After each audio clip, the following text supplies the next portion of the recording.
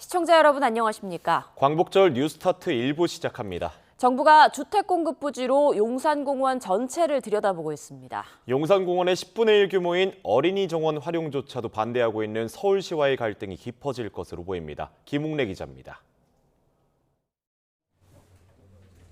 8.13 공급대책 발표 하루 만에 기자들과 다시 만난 김윤덕 국토교통부 장관. 주택 공급에선 속도는 물론 물량도 중요하다고 강조했습니다. 크고 작은 그런 문제에 굴하지 않고 공급하겠다, 짓겠다. 요즘에 닥치고 짓는다 뭐 이런 표현 많이 하시던데요. 그런 속도와 물량에 대해서 전면적으로 진행하겠다는 것이고. 김 장관은 주택 공급에 있어서만큼은 모든 가능성을 열어놓고 있다고 강조했습니다. 그러면서 용산 어린이 정원을 넘어 용산공원 전체를 주택 공급지로 검토하고 있다고 말했습니다. 공원 전체 부지를 대상으로 건설 적합성을 따져보겠다는 취지인데, 김 장관은 용산공원을 둘러싼 법적, 환경적 문제들이 있지만 부동산 공급 책임자로서 어떻게든 집 짓는 방향으로 생각하겠다고 말했습니다. 용산공원을 주택 공급지로 활용하는 방안은 8.13 대책 발표 직후 수면 위로 떠올랐습니다. 청와대 하준경 경제성장수석이 언론 인터뷰에서 용산공원에 대한 사회적 논의 필요성을 꺼낸 데 이어 주택정책 실무 책임자인 김이탁 국토부 1차관도 공원 부지를 주택 공급에 활용해야 한다는 의견도 많다고 언급한 겁니다. 용산공원은 90만 평 정도로 어린이 정원의 10배 규모입니다. 서울시는 어린이 정원조차도 안 된다며 공급 부지 활용에 강하게 반대하고 있습니다. 이런 상황에서 용산공원까지 화두에 오른 만큼 정부와 서울시의 갈등은 깊어질 수밖에 없습니다. 김 장관은 다음 주 오세훈 시장을 직접 만나기로 했다지만 논의가 진전될 가능성은 희박해 보입니다.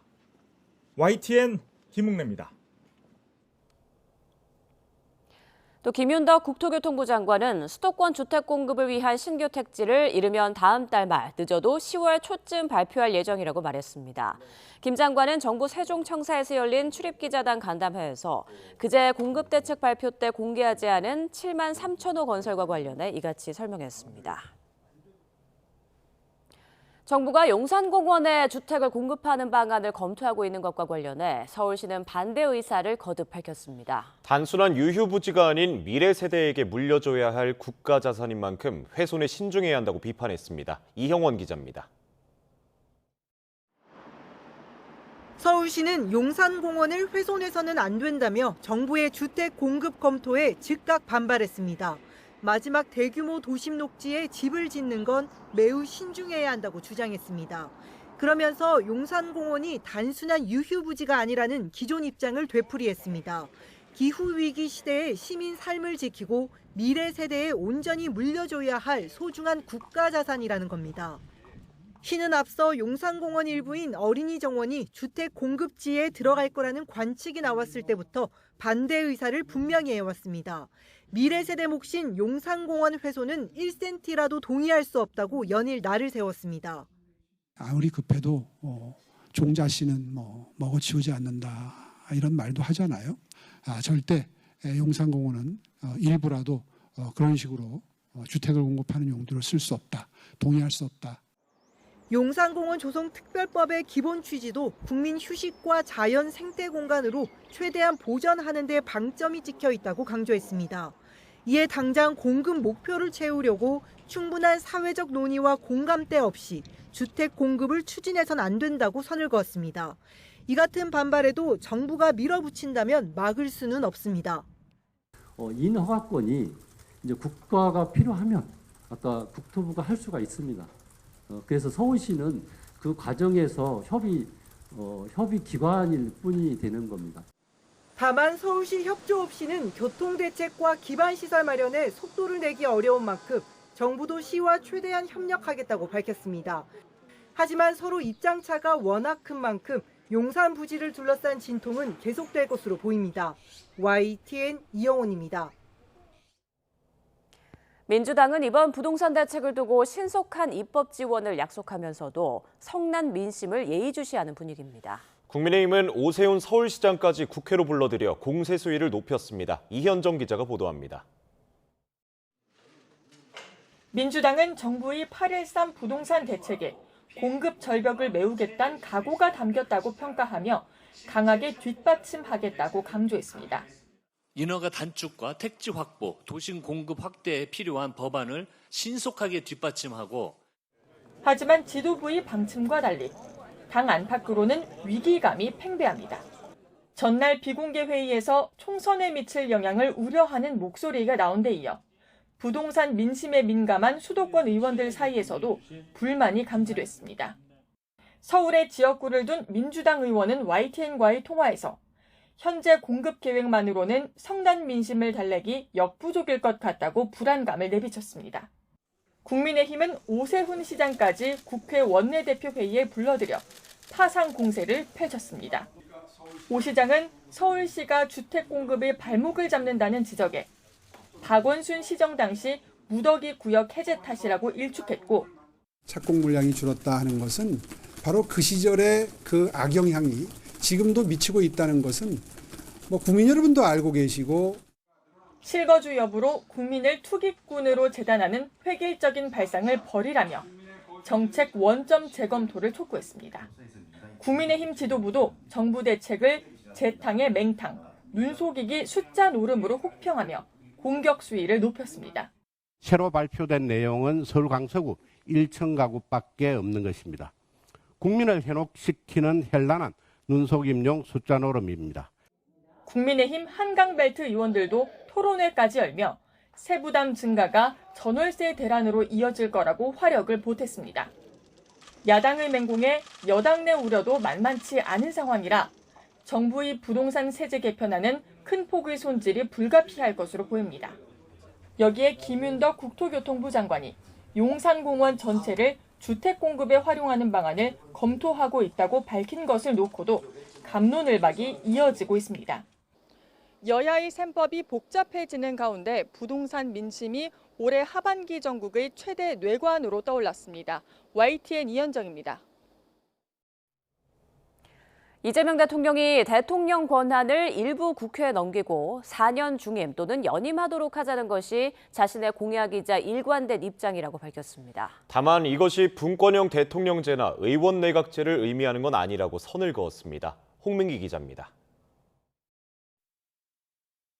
이재명 대통령은 SNS를 통해 제왕적이라는 평가를 받는 대통령 권한 일부를 국회로 넘겨 조정하자는 게 자신의 일관된 입장이라고 밝혔습니다. 대통령 임기는 4년 중임 또는 연임제로 바꿔 중간평가를 받도록 하고 필요하면 임기를 단축하겠다는 뜻에도 변함이 없다고 강조했습니다. 우리 시대에 맞지 않는 헌법을 지방자치와 국민의 기본권을 강화하는 내용으로 고치자는 지난 대선 공약에서 생각이 바뀌지 않았던 겁니다. 대통령 4년 중임제 또는 국무총리 국회 추천제 이런 기본적인 것, 합의 가능한 것은 이번 대선에 동시에 추진하고자. 다만 이 대통령은 대통령 권한을 국회로 분산하자는 것을 분권형 대통령제나 내각제로 해석하는 건 잘못된 이해라며 이원 집정부제 역시 바람직하지 않고 국민 여론에 비춰 가능하지도 않다고 선을 그었습니다. 앞서 이 대통령은 지난달 초 여야 중진 의원들과의 골프 회동에서도 개헌을 통한 제왕적 대통령제 보완 의지를 밝힌 것으로 전해졌습니다. 당시 참석했던 김태우 국민의힘 의원은 YTN에 당시 제왕적 대통령의 권한과 책임을 나눠야 한다는 취지로 말했고 이에 이 대통령이 전적으로 공감한다고 말했다고 전했습니다. 다만 이 내용이 알려진 뒤 일각에선 이 대통령이 야당 의원의 분권형 개헌 제안에 동의한 게 아니냐는 해석이 잇따르며 논란을 낳았습니다. 이에 청와대 관계자는 골프 회동과는 관련 없는 원칙적 입장을 전제로 제왕적 대통령제의 보완책으로 내각제나 분권형 대통령제가 아닌 4년 중임제가 가장 국민 수용성이 높다는 게 이 대통령의 생각이라고 밝혔습니다. 이후 이 대통령이 SNS로 직접 생각을 밝힌 것 또한 정치적 파급력이 큰 개헌 의제가 여러 논의로 분산되는 것을 막으려는 의도라는 관측이 나옵니다. 이 대통령에 대한 부정평가가 취임 후 처음으로 긍정평가를 넘어서는 데드크로스를 기록했다는 여론조사 결과도 나오는 가운데 다시 수면 위로 떠오른 개헌 논의가 전국에 어떤 파문을 일으킬지 주목됩니다. YTN 홍민기입니다. 민주당 당권 주자들은 전체 권리당원의 70% 이상이 집중된 호남과 수도권 표심을 잡기 위해 막판 총력전에 나섰습니다. 지도부 마지막 회의에선 모처럼 단합을 강조하는 목소리가 나오기도 했지만 신경전은 계속됐습니다. 표정우 기자의 보도입니다. 전당대회를 코앞에 두고 당권 주자들은 막판 현장 행보에 나섰습니다. 호남과 서울, 경기에 권리당원의 10명 중 7명이 몰려있는 만큼 김민석, 정청래 후보는 수도권 바닥 민심을 다지며 자신이 이재명 정부와 가장 호흡이 맞는 당대표라고 거듭 강조했습니다. 호흡이 잘 맞는 당대표로 입증된 건 정청래 하나입니다. 이재명 대통령이 되고 나서 당대표는 이제 혼자 있으니까. 제가 같이 일을 할 수 있는 것도 김대중, 이재명에게서 공통되는 민생, 실용, 합리, 뭐 약간 그리고 통합. 이것이 맞기 때문에 저도 같이 하는 것이고. 송영길 후보는 호남을 돌며 표심을 공략했는데 거칠었던 후보 간 설전에선 한 발 물러서는 모습도 나왔습니다. 송 후보는 전날 정 후보를 향해 붕어 IQ라는 표현을 쓴 데 대해 같은 당 동지에게 쓸 말은 아니었다며 사과했습니다. 경선 과정에서 개파 간 충돌이 이어졌던 현 지도부도 마지막 회의에선 모처럼 한 목소리로 단합을 강조했습니다. 생각이 다를 때도 있었습니다. 그러나 그 다름은 더 나은 답을 찾기 위한 과정이었다고 생각합니다. 민주 당원들과 지지자들이 단결하고 통합해야 합니다. 당원과 지지자를 편가르고 따돌리고 쳐내거나 심지어 배제하고 제거하는 행위는 결코 없어야 합니다. 하지만 일부 신경전은 계속됐습니다.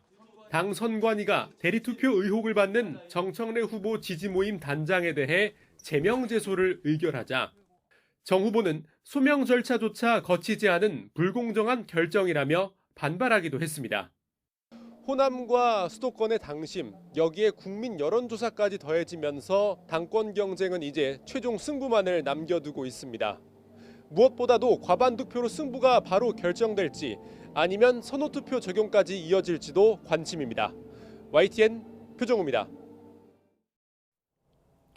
이번 더불어민주당 전당대회에서 당대표 선거 못지않게 관심을 끄는 게 바로 최고위원 5위 다툼입니다. 원조 친명 김용 후보와 팀 정청래 이성윤 후보가 치열한 경쟁 중인데요. 누가 되느냐에 따라 차기 지도부 구도는 물론 당청 관계에까지 적잖은 영향을 미칠 것으로 보입니다. 부장원 기자입니다. 최대 승부처 호남과 수도권을 남겨놓고 집권여당 차기 지도부에 입성할 최고위원 면면도 차츰 드러나고 있습니다. 친청계에서는 최민희, 한민수, 친명계는 박선원, 서미화 후보가 당선권에 안착한 분위기고 남은 한 자리를 놓고 친명 김용 후보와 친청 이성윤 후보가 0.76%포인트 3,000표 차 박빙입니다. 성남시장 시절부터 이재명 대통령을 보좌한 원조 친명 김용 후보는 대통령을 지킬 사람은 자신뿐이라며 선명성 경쟁에 나섰고 이재명 대통령의 인사에 피바람이 불어오면 가장 앞에서 막겠습니다.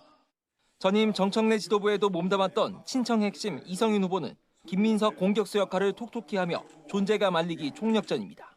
이현주 의원의 합당 흔들기 텔레그램의 상대가 정녕 김민석 후보 아니십니까? 전당대회 막판 두 후보 간 5위 다툼은 당대표 선거 못지않게 이목을 끌고 있습니다. 누가 살아남느냐에 따라 선출직 최고위원 구도가 친명 과반이거나 친청 과반이 되기 때문입니다. 이런 탓에 지지층 사이에선 남은 투표에서 몰표 움직임까지 나오고 당권 주자들도 지원 사격에 열을 올리고 있습니다. 이성윤 후보가 위험합니다. 여러분 한민수 찍으려고 마음 먹고 계셨던 분들은 다 이성윤 찍어주시기 바랍니다. 네, 한민수 찍으면 안 됩니다. 김민석 총리가 차에 김용 후보님을 태우신 이후 밀어달라는 큰 시그널. 아니 그걸 굳이 얘기해야 안 돼요? 이성윤 후보의 지역구 호남과 김용 후보의 정치적 고향 성남이 있는 수도권 권리당원 투표가 각각 남은 만큼 차기 지도부 주도권을 쥐기 위한 진영 대결이 한층 뜨거워질 전망입니다. YTN 부장원입니다. 장동혁 대표 취임 1년을 앞둔 국민의힘이 지역구 최일선에 있는 전국 당협위원장을 대거 재선출할 가능성을 시사했습니다. 2028년 총선 경쟁력을 위해 쇄신하겠다는 취지인데 장 대표의 그간 행보와 맞물려 반대파를 축출하려는 것 아니냐는 시선도 존재합니다. 박희재 기자가 보도합니다. 당심을 강조하며 당선 첫 포부를 밝혔던 장동혁 대표가 오는 23일이면 취임 1년이 됩니다. 이를 전후로 국민의힘은 지역구 민심 최일선에 있는 당원협의회 운영위원장, 즉 당협위원장 조직을 대거 재정비할 계획입니다. 오는 8월 말이면 임기가 끝나는 당협위원장은 관행상 투표 없이 임기를 연장해 왔는데 당규에 따라 재선출하는 방안을 검토하고 있습니다. 장 대표가 당원 정당을 강조해온 만큼 전국 당협위원장을 당원 투표에 붙이는 방안이 우선 거론되고 있습니다. 위임되는 결과가 아니라 다른 당원들로부터 선출되는 절차로 최고위원회에서 결정을 하게 되면 전석이 사고 당협화 될 수밖에 없지 않습니까? 소속 의원과 시도지사 역량평가 기준을 마련하는 선출직 공직자 TF와 함께 목적은 2028년 총선 경쟁력 제고지만 장 대표의 당권 강화 행보가 아니냐는 시선도 존재합니다. 그간 대여 투쟁을 강조해온 장 대표는 최근 투쟁력이 부족한 당협위원장의 교체 필요성도 공언했습니다. 또 줄 서서 당협위원장 되고 또 놀다가 또 지방선거 공천에만 관심이 있는 그런 당협위원장들은 이제는 교체할 때가 됐다라고 생각합니다. 당내 여론은 양분되는 분위기입니다. 복당 운동권을 근절하자고 한 안철수 의원과 당권파 인사들이 잇따라 장 대표를 옹호했는데 한동훈 의원의 복당 시점을 저울질 중인 친한계는 장 대표 퇴진은 빨리 이뤄져야 한다며 반발했습니다. 보폭이 커지는 장 대표 행보에 중진들도 발걸음이 분주해졌습니다. 휴일인 17일에 별도 만남을 갖기로 한 3선 의원들에 이어 4선 이상 의원들도 회동을 추진하고 있습니다. 장 대표의 거취까지 열어놓고 당의 향후 운영 방향을 논의하는 게 주 목적입니다. 쇄신일지 결집일지 당내 정치적인 성향에 따라 장동혁 대표가 기치로 내건 당원 중심 행보를 보는 시선도 엇갈립니다. 그만큼 취임 1주년에 이뤄지는 기자회견 메시지에도 관심이 쏠립니다. YTN 박희재입니다.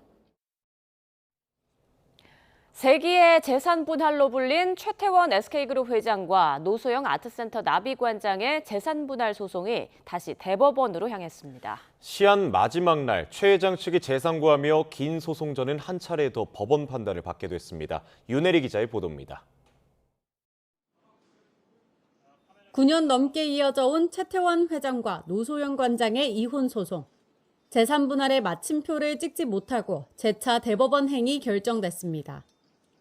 최 회장 측은 파기환송심 판결 확정 시한 마지막 날 법원에 재산고장을 제출했습니다. 최 회장 측 법률 대리인단은 여러 사정을 고려해 고심 끝에 상고장을 냈다며 주주들과 그룹 경영에 부정적인 영향을 최소화하겠다는 자세로 향후 절차에 임하겠다고 입장을 밝혔습니다. 앞서 파기환송심 재판부는 최 회장이 노관정에게 재산 분할의 9,440억 원을 현금으로 지급하도록 했습니다. 주된 쟁점이었던 SK 주식을 부부 공동재산으로 인정하면서 최 회장과 노관장 사이 재산 분할 비율을 2대1로 정한 결과입니다. 재산고에서는 단순 재산 분할 금액의 많고 적음을 떠나 SK 주식을 분할 대상으로 본 법리와 비율 산정 등의 법률상 잘못이 있는지가 주요 쟁점이 될 전망입니다.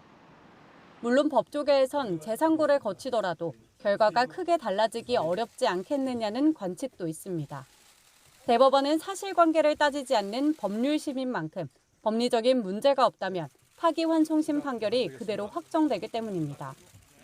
양측의 구체적인 논리는 사건 기록이 대법원으로 넘어가고 제출된 상고 이유서를 통해 구체화될 것으로 보입니다.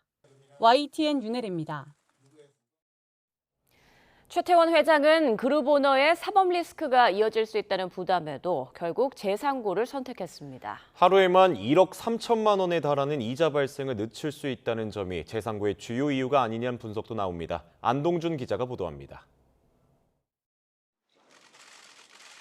파기환송심 판결 재상고 시한을 앞두고 재산 분할 확정 여부를 결정할 열쇠를 쥔 건 최태원 SK그룹 회장이라는 관측이 우세했습니다. 노소영 아트센터 나비 관장의 경우 이전보다 4천억 원가량 줄긴 했지만 1조 원 가까운 역대 최대 규모 재산 분할을 인정받았습니다. 반면 최 회장의 경우 재상고를 통해 판결 확정을 미루게 되면 일부 실익이 있을 수 있다는 게 법조계의 시각이었습니다. 재상고 없이 판결이 확정될 경우 최 회장이 노 관장에게 지급해야 할 재산분할 액수는 모두 9,440억 원. 이마저도 현금으로 지급해야 하는데 1조 원에 달하는 현금을 당장 마련하기가 쉽지 않을 수 있기 때문입니다. 재산분할액에 대한 지연이자 문제도 주요 배경으로 꼽힙니다.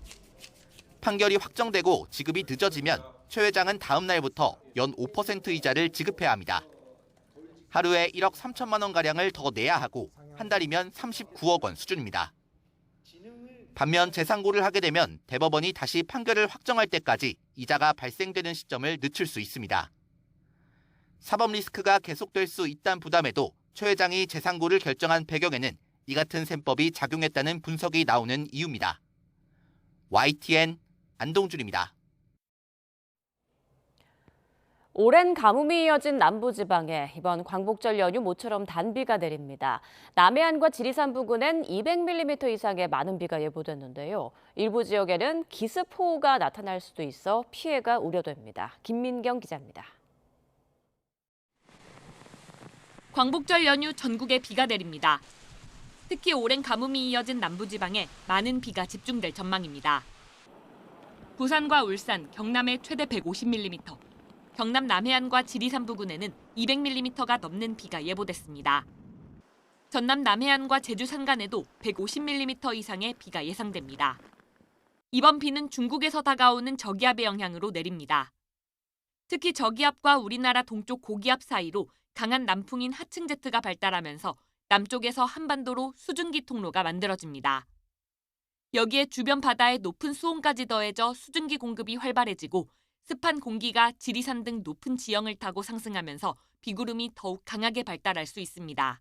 이번에 형성되는 하층 제트의 강도가 굉장히 강할 것으로 예상이 돼서 일부 남부지방이나 지형적 영향을 받는 지역들, 남해안과 지리산이 대표적으로 이제 대두가 되게 되는데요. 그 지역을 중심으로는 매우 강한 비가 내릴 가능성에 무게중심을 두고 있습니다. 특히 전남 남해안과 지리산 부근은 15일 밤부터 16일 낮 사이 시간당 50mm 이상의 강한 비가 집중될 가능성이 있습니다. 가뭄 지역에는 반가운 단비지만 짧은 시간 강한 비가 쏟아지면 산사태나 토사 유출 등 2차 피해로 이어질 수 있어 주의가 필요합니다. 반면 중부지방은 상대적으로 비가 적어 수도권과 강원의 강수량은 최대 30mm에 그치겠습니다. 기상청은 연휴가 지나 비구름이 물러난 뒤에는 기온이 다시 오르면서 폭염과 열대야가 나타날 가능성이 있는 걸로 보고 있습니다. YTN 김민경입니다. 정부 부동산 규제와 세제 개편에 이어 금융정책까지 1주택자까지도 비거주에 불이익을 주고 있습니다. 내년부터 비거주 1주택자는 전세 대출도 막히는데요. 전세의 월세화와 월세 급등이 우려된다는 목소리가 나옵니다. 이승은 기자입니다. 8.13 부동산 금융대책에는 투기 목적의 비거주 1주택자에 대한 전세 대출 보증 제한이 담겼습니다. 신규 대출과 기존 대출 만기 연장을 차단하겠다는 겁니다. 기존에는 다주택자나 투기지역, 투기 과열 지역 내 3억 원 초과 아파트 보유자가 전세 대출 보증 제한 대상이었는데 투기적 목적의 비거주 1주택자까지 추가된 겁니다. 정부는 투기적 목적의 정의를 수도권이나 규제 지역에 아파트를 보유하면서 본인이나 배우자가 실거주한 적이 없고 가족을 제외한 타인에게 집을 빌려준 경우로 제시했습니다. 토지거래 허가구역 규제 확대에다 세금 정책, 금융 정책에도 비거주 1주택자의 불이익이 담긴 겁니다. 다만 토지 허가구역 내 세입자가 있는 주택을 매수한 경우 비거주 사유의 불가피성이 명백하다고 금융사가 인정하는 경우는 예외입니다. 투기적 수요는 철저히 차단하겠다. 주택 공급은 촉진한다. 그다음에 실수요자에 대해서는 핀셋 지원으로 확실히 보호한다. 하지만 비거주에 대한 기준이 모호해 경직적 집행은 월세 전환과 월세 상승을 부를 수 있다는 우려가 나옵니다. 전세 물량도 점점 줄지만 월세 가격도 조세 전가가 일어날 수 있기 때문에 금년도에는 아니지만 내년에 만약에 세금이 올라가게 되면 그만큼 월세가 또 올라갈 가능성도 있습니다. 그래서 전세 월세 가격이 모두 다 상승 압력을 받을 수밖에 없다. 또 대규모 공급 발표에도 당장의 공급 절벽은 해소되기 어려운 상황이기 때문입니다. 지금의 계획들을 보시면 착공을 2, 3년 뭐 앞당기겠다, 2029년, 2030년에 착공하겠다 이런 계획들이거든요. 그런 관점에서 보시면 이것만으로 현재의 수요를 잠재우는 건 어렵다. 기존 매물 쪽에서의 회전율을 높이는 것들에 대한 유도 방식들은 여전히 부재하다. 이미 서울 아파트 임대차 계약에서 전세보다 월세와 반전세 계약이 더 많고 올해 들어 지난달까지 월세 상승률은 3.37%로 지난해 같은 기간의 4배를 웃돕니다.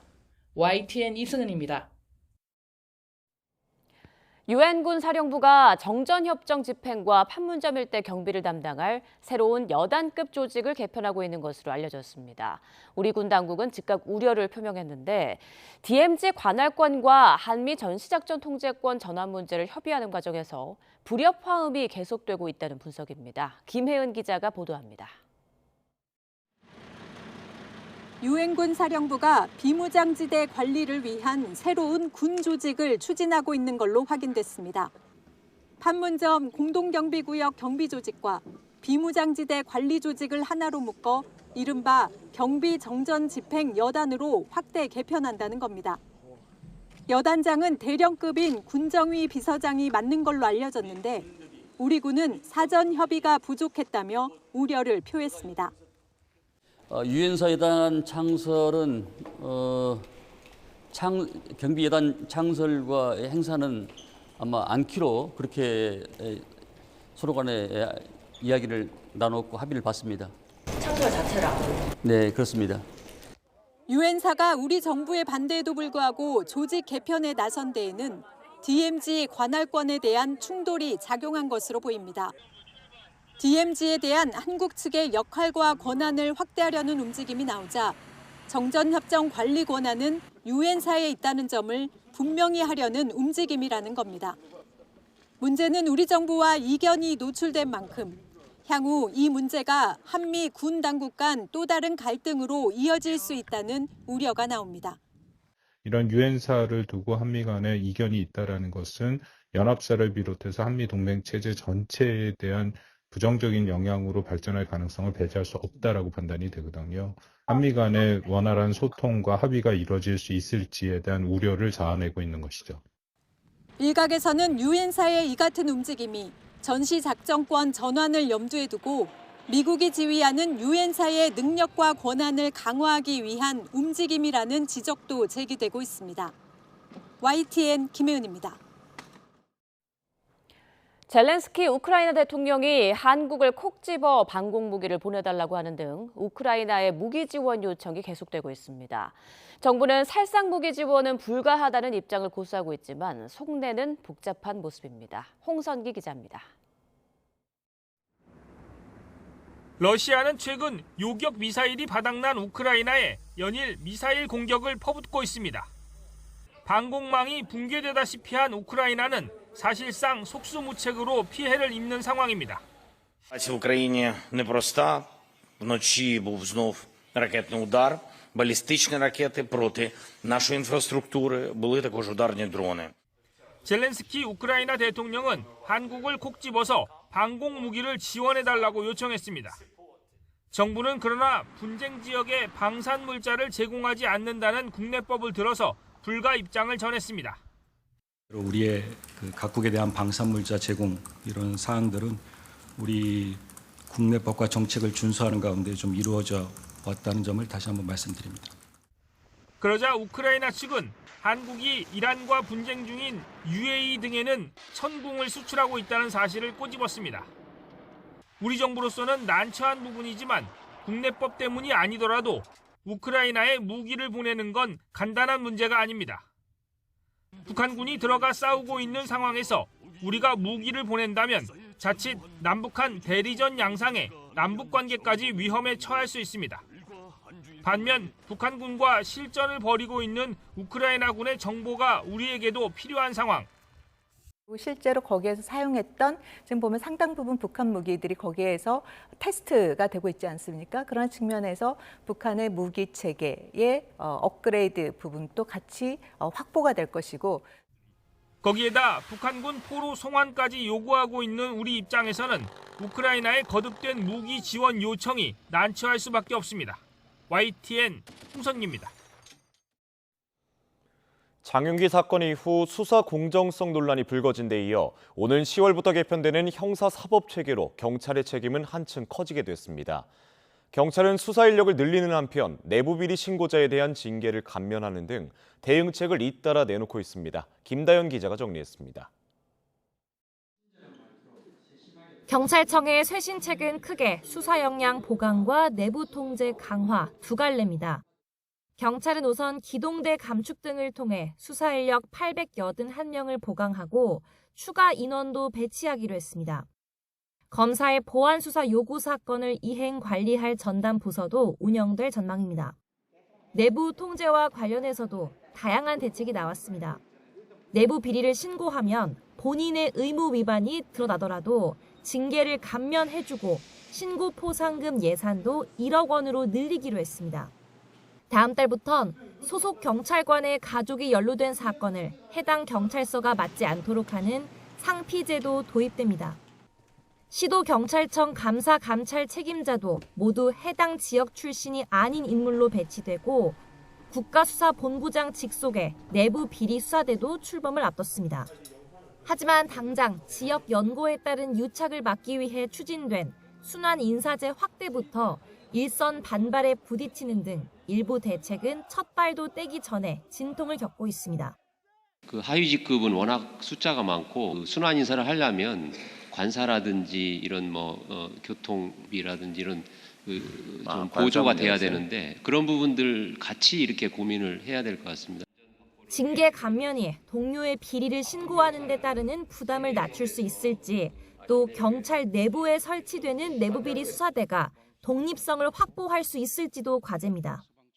외관상 감독과 감시 기능의 강화라고 보이지만 다 내부적 통제인 것이고, 뾰족한 해법이 없더라도 신뢰 회복을 위해선 일단 변화의 움직임을 보여줘야 하는 게 경찰의 현실이라지만 과연 현장에서 제대로 작동할지 여부는 지켜봐야 할 것으로 보입니다. YTN 김나연입니다. 연일 무더위가 이어지면서 해수욕장을 찾는 분들 많은데요. 사람을 순식간에 먼바다 쪽으로 끌고 가는 이안류 사고가 잇따르고 있습니다. 얼마나 위험하고 어떻게 대처해야 하는지 송세혁 기자가 취재했습니다.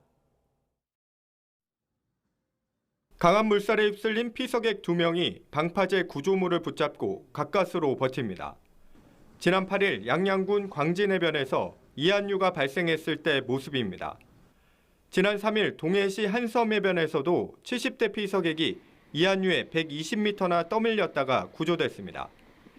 이안류는 바닷물이 좁은 물길을 따라 해안에서 먼바다 쪽으로 빠져나가는 현상입니다. 최대 유속은 올림픽 수영 선수보다 빠른 초속 3m에 달합니다. 바다 표면의 거품이나 부유물들이 바깥쪽으로 빠르게 흘러나간다거나 물 색깔이 다르게 보이기도 하고요. 그런 곳에서 이안류가 좀 발생할 위험이 크다. 해수욕장 개장 기간 연평균 이안류 관측일은 부산 해운대 63일, 제주 중문 49일, 동해 망상 19일 등입니다. 이안류에 휩쓸렸다면 물살을 거슬러 해변으로 곧장 헤엄치면 안 됩니다. 금세 탈진할 수 있습니다. 물살을 벗어나려면 해안선을 따라 옆으로 헤엄쳐야 합니다. 헤엄치기 어렵다면 튜브 같은 부유물을 붙잡고 구조를 기다리는 게 좋습니다. 이안류에 대해서 직접 체험을 해봤는데요. 구조 전문 교육을 받은 저희 요원들도 안전줄에 의지해서 나올 만큼 수영에서 나오는데 굉장히 힘들고, 해수욕장별 이안류 위험도는 국립해양조사원 누리집에서 확인할 수 있습니다. YTN 송세혁입니다. 최근 채집한 모기에서 말라리아 원충이 확인돼 전국에 말라리아 경보가 내려졌습니다. 주말에 내린 비로 모기 발생이 늘어날 거로 예상되면서 야간에 야외 활동할 때 모기에 물리지 않게 더 대비가 필요해 보입니다. 이문석 기자입니다. 전국에 말라리아 경보가 발령됐습니다. 경기도 파주 연천에서 잡은 4개 모기에서 3일열 말라리아 원충이 확인된 겁니다.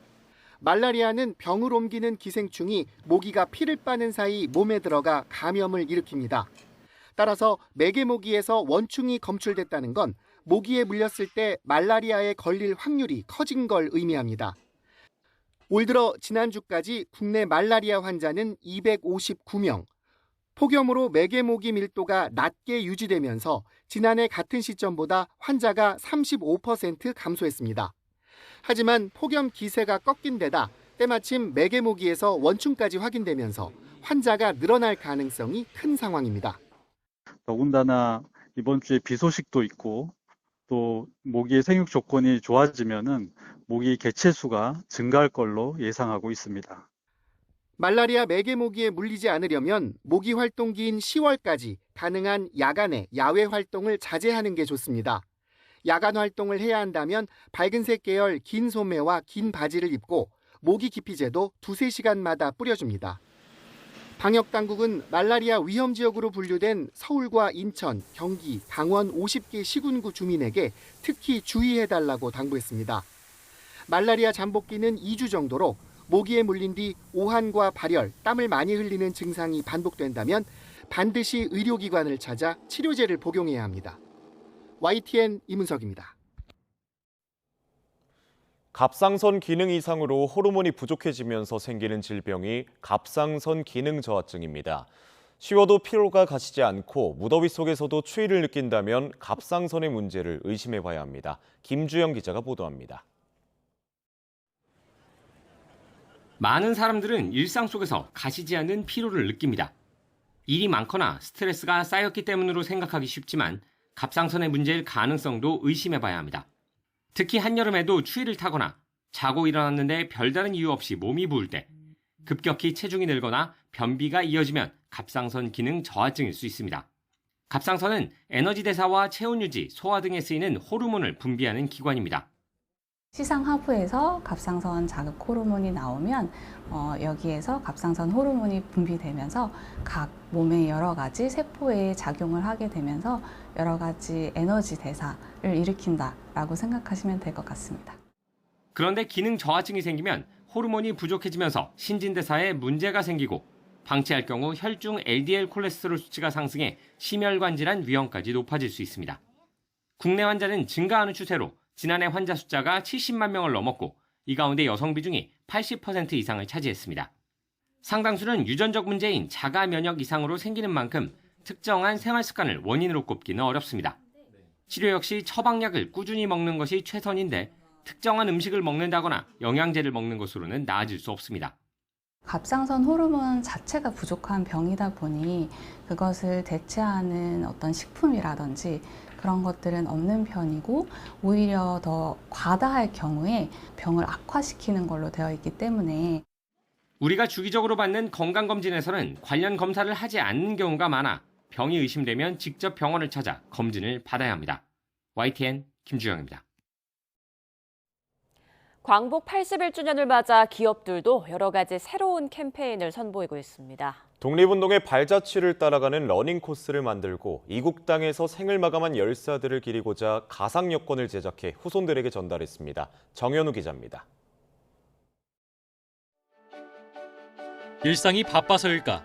평소엔 잘 알아채지 못했던 우리 주변 순국 선열들의 발자취. 이번 광복절을 맞아 여기저기 남은 그 흔적들을 따라가보는 러닝 코스가 마련됐습니다.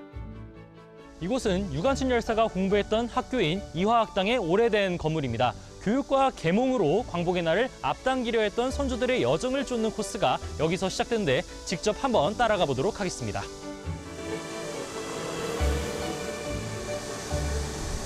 그렇게 2km를 달린 끝에 나오는 옛 배화학당. 여기서 민족의식을 키우던 앳된 여학생들은 3.1운동 1주년을 맞아 한자락에서 목놓아 만세를 부르다가 일본 경찰에게 끌려갔습니다. 이렇게 국내 이동통신사가 광복절을 기념해 마련한 러닝 코스는 전국 10가지로 총 44km 길이. AI를 활용해 독립운동가 18,776명의 기록을 분석해 만들었는데 자체 제작한 캠페인 영상도 유튜브 조회수 300만을 넘길 정도로 반응이 뜨겁습니다. 대한민국 독립운동의 역사와 기록을 우리 손으로 만든 AI로 지켜야 한다고 생각했습니다. 지켜주는 조국도 없이 낯선 땅에서 생을 마감한 독립운동가들의 넋도 길입니다. 백범 김구기념관 내부에 한 식품기업이 마련한 전시관엔 독립투사 30분의 가상 여권이 걸려 있습니다. 우리 국민임으로 보호해달라는 그 당연한 글귀가 적힌 여권을 전달받은 후손들은 마음이 녹아내립니다. 이제 완전히 저희 할아버지는 한국으로 오셨습니다. 대한민국 국민이 되셨습니다. 그 밖에도 안중근과 이육사 등 독립운동가의 어리 담긴 문구가 적힌 필기구를 판매해 독립유공자 후손에게 수익금을 기부하는 등 광복절을 고리로 한 기업들의 뜻깊은 캠페인은 갈수록 다양한 방식으로 이루어지는 모습입니다. YTN 정현우입니다. 서울이나 부산 등 다른 대도시와 달리 광주는 마을버스에 대한 지원이 단 한 푼도 없습니다. 10년째 동결된 요금에 시내버스 위주의 노선 개편까지 맞물리면서 마을버스 업체들은 도산 위기에 몰렸다며 대책을 호소하고 있습니다. 김범원 기자입니다. 실 핏줄처럼 대중교통의 사각지대를 구석구석 연결하는 마을버스. 광주의 경우 마을버스 한 대당 승객 수가 오히려 시내버스보다 100여 명 더 많을 정도로 주민들의 요긴한 발이 돼주고 있습니다.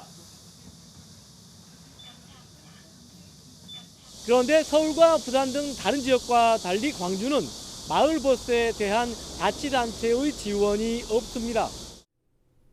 실제로 서울과 부산 등은 적자 노선 재정 지원이나 준공영제, 지자체 매칭 등을 통해 마을버스를 지원하고 있습니다. 반면 광주는 시내버스에만 한 해 대당 1억 5천만 원씩 모두 1,500억 원이 넘는 예산을 쏟아붓고 있습니다.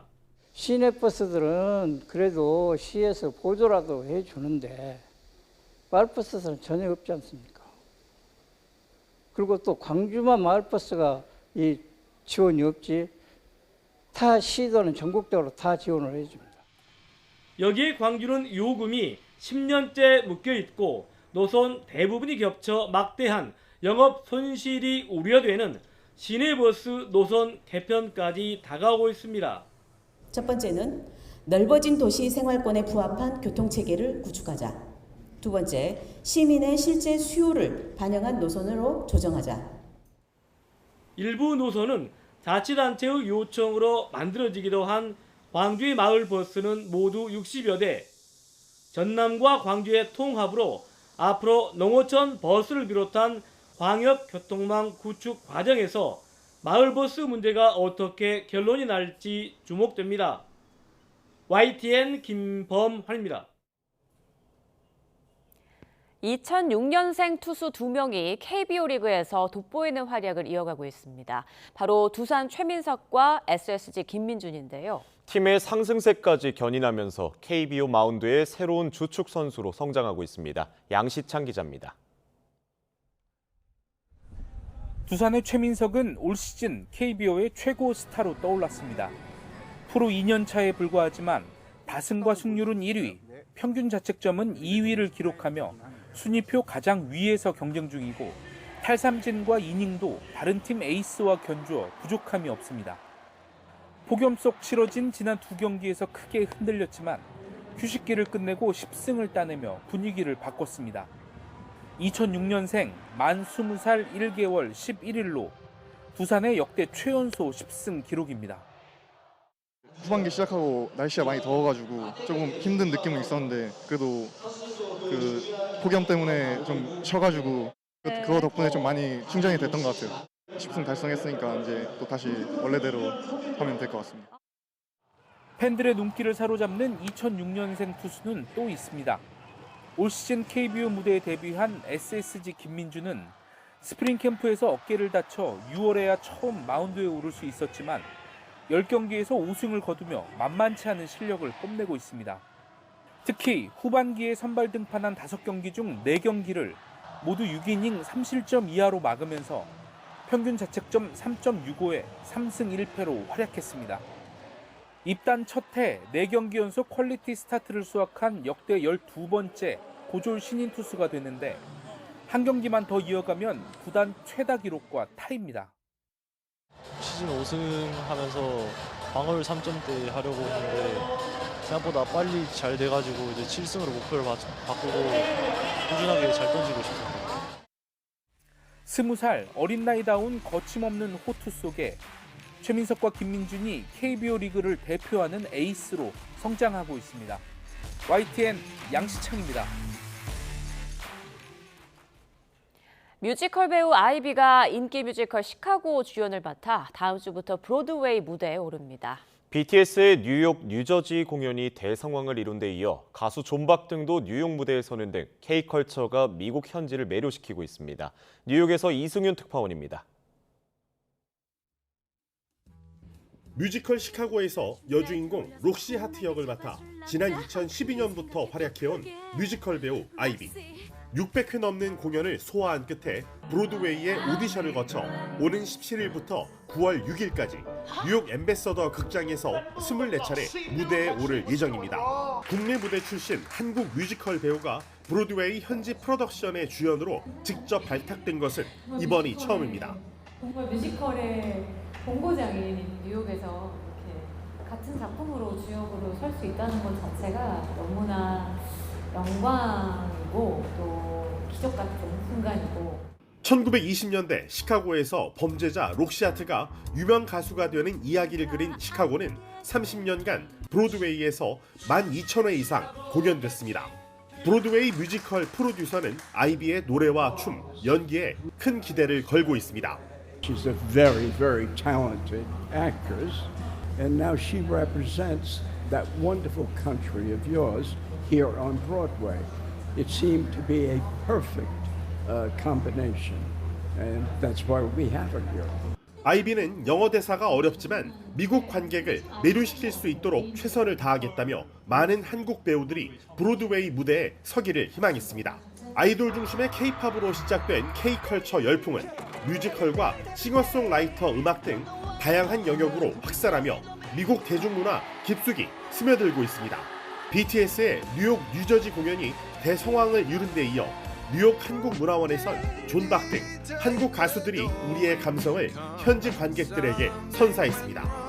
이제 K컬처는 더 이상 특이한 이국적 문화가 아닌 미국 대중문화의 중요한 한 축으로 완전히 자리를 잡아가고 있다는 평가를 받고 있습니다. 뉴욕에서 YTN 이승윤입니다.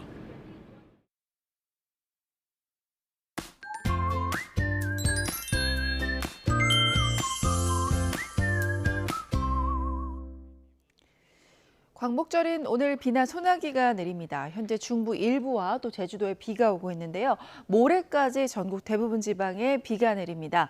특히 남부와 제주를 중심으로 폭우가 오겠는데요. 남부지방에는 100에서 150mm, 특히 경남 남해안과 제주 산지에는 200mm 이상의 큰 비가 내리겠고 시간당 20에서 50mm의 집중 호우가 예상됩니다. 오늘 중부지방은 소나기가 오겠는데요. 양은 5에서 50mm로 지역별로 편차가 클 것으로 보입니다. 이 비는 남해안을 시작으로 오늘 오후에는 그 밖에 남부, 밤부터는 충청에도 비가 오겠고 내일은 전국에 비가 확대할 것으로 보입니다. 현재 기온 살펴보면 서울 25.5도로 밤사이 열대야 나타났고요. 낮 기온은 서울이 31도를 비롯해 청주와 대전 31도, 대구는 32도로 예상되고 있습니다. 날씨였습니다. 뉴스타트 1부 마칩니다. 잠시 후 2부가 이어집니다.